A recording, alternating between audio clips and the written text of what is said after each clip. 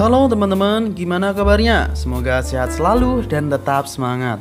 Pada kesempatan kali ini kita akan membahas tentang macam-macam reaktor.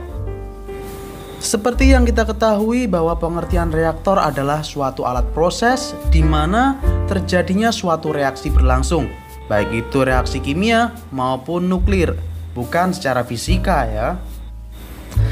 Dengan terjadinya reaksi inilah suatu bahan berubah ke bentuk bahan lainnya. Perubahannya ada yang terjadi secara spontan alias terjadi dengan sendirinya, atau bisa juga butuh bantuan energi seperti panas. Contoh energi yang paling umum ya. Sebagaimana yang telah disebutkan dalam pengertiannya tadi, reaktor terbagi menjadi dua, yaitu reaktor kimia dan reaktor nuklir. Kedua jenis reaktor berbeda dalam beberapa hal. Yang paling mencolok adalah dalam reaktor kimia. Hukum kekekalan massa memegang peran yang sangat penting karena tidak ada massa yang hilang dalam reaksi. Ia hanya berubah dari satu jenis bahan ke bahan atau jenis yang lainnya. Sedangkan untuk reaktor nuklir tidak seperti itu. Dalam reaktor ini ada massa yang hilang untuk diubah ke bentuk energi yang memang untuk hal inilah reaktor nuklir dirancang. Sehingga kita dapat ambil poinnya ya teman-teman, yaitu reaktor kimia tidak ada perubahan massa selama reaksi dan hanya berubah dari suatu bahan ke bahan yang lainnya. Sedangkan reaktor nuklir ada perubahan massa yang berubah jadi energi yang sangat besar. Baik, kita ke reaktor kimia dulu ya teman-teman.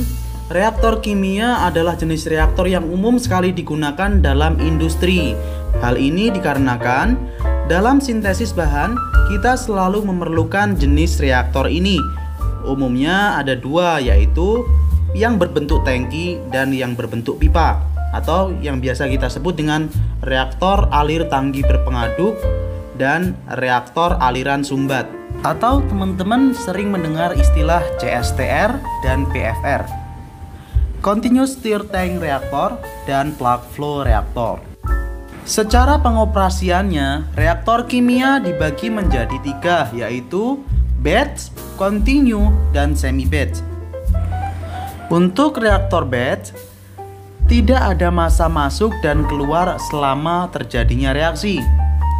Jadi, bahan yang dimasukkan direaksikan beberapa waktu atau hari dalam kurun waktu tertentu dan dikeluarkan sebagai produk. Dan selama proses tidak ada umpan produk mengalir. Kemudian untuk reaktor continue, proses umpan dan produk mengalir secara terus-menerus.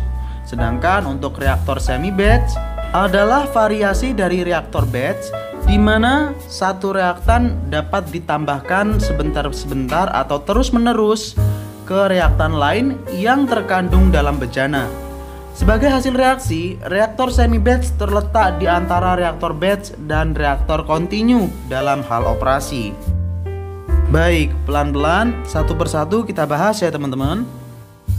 Reaktor batch umumnya digunakan pada fase cair, kemudian pada skala proses yang kecil untuk mencoba proses baru yang belum sepenuhnya dikembangkan, memproduksi produk yang mahal. Proses-proses yang sulit diubah menjadi proses continue. Kemudian untuk yang jika bahan atau hasilnya perlu pembersihan dan proses memerlukan waktu yang lama. Adapun kerugian dan keuntungannya yaitu untuk kerugian yang pertama, pengendalian suhu bermasalah. Karena memerlukan waktu yang lama, maka lebih banyak pekerja karena diperlukan untuk pengawasan, kondisi, dan prosedur yang berubah terus-menerus dari awal sampai akhir. Selanjutnya, ini tidak baik untuk fase gas karena rentan bocor dan tidak efektif untuk skala besar karena waktu yang lama itu tadi. Tidak produktif ya teman-teman. Kemudian untuk keuntungannya yaitu lebih murah dan lebih mudah pengoperasian dan pengontrolannya, yaitu untuk penambahan bahan per volumenya. Jika proses batch menandakan bahwa selama terjadinya reaksi tidak ada umpan masuk dan produk keluar, maka untuk yang continue ini perlu teman-teman garis bawahi, yaitu proses umpan dan produk mengalir secara terus-menerus. Ada dua, yaitu mixed flow reactor dan plug flow reactor. Mixed flow reaktor yaitu reaktor tangki berpengaduk di mana umpan masuk, diproses beberapa waktu yaitu residence time, lalu produk keluar. Biasanya reaktor ini disusun secara paralel sehingga mempunyai kapasitas yang besar dan efisien waktu. Kemudian plug flow reaktor, reaktor alir pipa, di mana umpan masuk pada masukan pipa, terjadi reaksi di sepanjang pipa, lalu keluar sebagai produk. Konversi akan semakin lama semakin tinggi di sepanjang pipa. Nah, contoh penggunaannya ada di petrokimia dan Pertamina.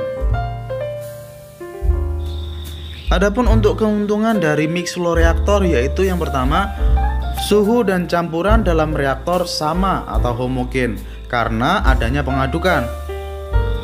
Kemudian pengontrolan suhu mudah sehingga kondisi operasi yang isotermal bisa terpenuhi. Akan tetapi kerugiannya yaitu untuk volume yang sama, konversi lebih rendah daripada plug flow reaktor memang. Yang kedua, tidak baik untuk fase gas karena rentan bocor. Selanjutnya yaitu plug flow reaktor. Nah, ini yang perlu digarisbawahi, umumnya digunakan untuk fase gas dengan tekanan dan suhu tinggi. Adapun keuntungannya yaitu memiliki konversi yang cukup tinggi dibandingkan mixed flow reaktor. Kemudian waktu yang relatif lebih singkat. Sedangkan kerugiannya yaitu perawatannya cukup mahal. Kemudian memerlukan waktu untuk kondisi steady state. Kemudian jenis reaktor yang ketiga yaitu reaktor semi batch.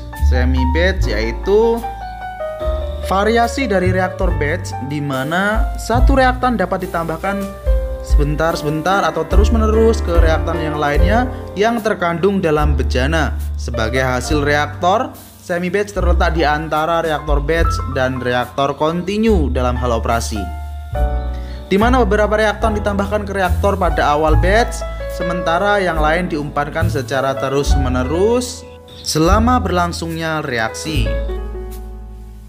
Nah, berikut ini adalah jenis-jenis dari reaktor semi batch ya teman-teman. Ada packet bed reaktor atau PBR, terus kemudian ada fluidized bed reaktor atau FBR. Untuk packet bed reaktor ini terdiri dari satu atau lebih tube pack dengan partikel katalis beroperasi pada posisi vertikal, beroperasi pada keadaan adiabatis. Adapun keuntungannya yaitu memiliki biaya operasi dan perawatan murah dibanding FBR. Kemudian bisa digunakan di suhu dan tekanan tinggi, bisa juga dioperasikan dengan waktu tinggal yang bervariasi. Sedangkan kerugiannya yaitu sulit dalam penjagaan distribusi aliran yang seragam. Bed yang kecil lebih efektif karena internal area yang besar, tapi di sisi lain pressure dropnya akan tinggi. Dan yang terakhir, regenerasi bed sulit dilakukan karena cenderung permanen. Kemudian untuk fluidized bed reaktor atau FBR, reaktor ini di dalamnya disertai dengan bed terangkat oleh gas reaktan. Fungsinya untuk memprediksi penurunan konversi pada pencampuran di dalam reaktor. Selanjutnya, jumlah bed yang digunakan lebih sedikit daripada PBR. Luas permukaan lebih besar daripada PBR dan beroperasi secara isotermal. Adapun keuntungan untuk menggunakan reaktor jenis fluidized bed reaktor ini yaitu suhu konstan sehingga mudah dikontrol. Kemudian regenerasi bed yang mudah, reaksinya memiliki efek panas yang tinggi.